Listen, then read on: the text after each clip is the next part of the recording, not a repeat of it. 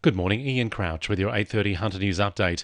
Land-based and offshore wind farms, pumped hydro and large-scale battery storage are among more than $100 billion worth of private investment interest in the Hunter Central Coast Renewable Energy Zone. Interest has been registered for almost 90 projects in 11 local government areas from the Central Coast to the Upper Hunter. Among them, there's commercial interest in 24 solar projects, 13 onshore and 7 offshore wind projects, as well as 35 large-scale batteries and 8 pumped hydro proposals.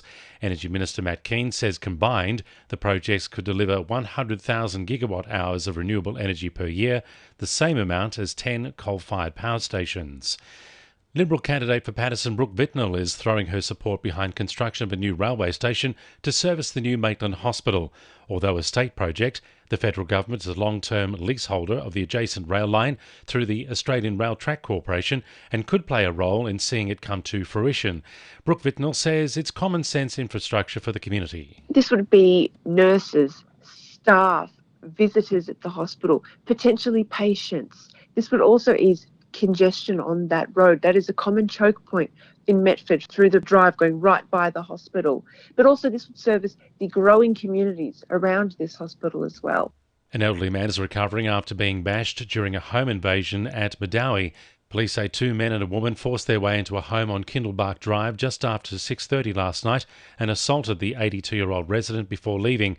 The offenders and the victim were not known to each other. However, detectives believe they have a motive for the attack. Independent MP for Lake Macquarie, Greg Piper, has been appointed Assistant Speaker unopposed.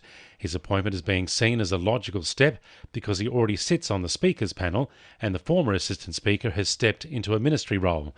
Greg Piper says his appointment should not make any difference to his ability to represent the people of Lake Macquarie, and it's an extension of the work he's already been doing for the past 3 years. The Newcastle Men's Shed is teaming up with Sione's Foundation to collect donations for tsunami and earthquake-struck Tonga. It's thought the natural disasters have cost the Pacific nation hundreds of millions of dollars.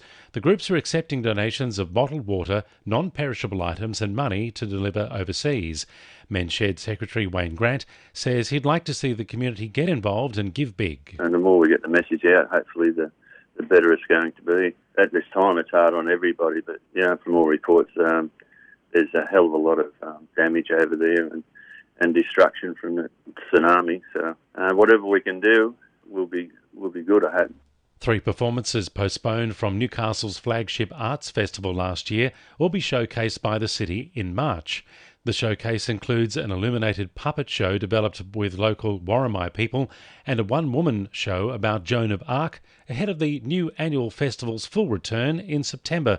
Councillor Carol Duncan says the performers are excited to be back on stage. We think that this is really important as a way of continuing to show support for our artists and creative communities who've been really slammed over the last 2 years of COVID, and also to bring communities and performances back together. And really, it's a beautiful preview of new annual.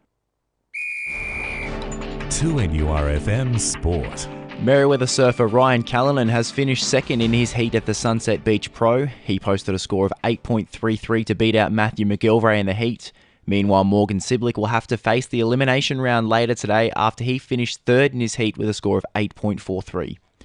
Newcastle University student Kaylani Crane is out of the Beijing Winter Olympics. Crane was disappointed in her run, posting a score of just 49.93 after pulling out of a triple Lutz at the start of her routine.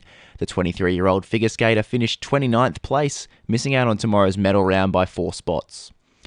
The Newcastle Jets are seeking vengeance this Friday when they take on defending champions Melbourne City. The Jets travel to Amy Park just 10 days after a 4-2 defeat at the hands of City, which they hope to make amends for. Meanwhile, A-League women's goalkeeper Claire Colliot is determined to continue her red-hot form.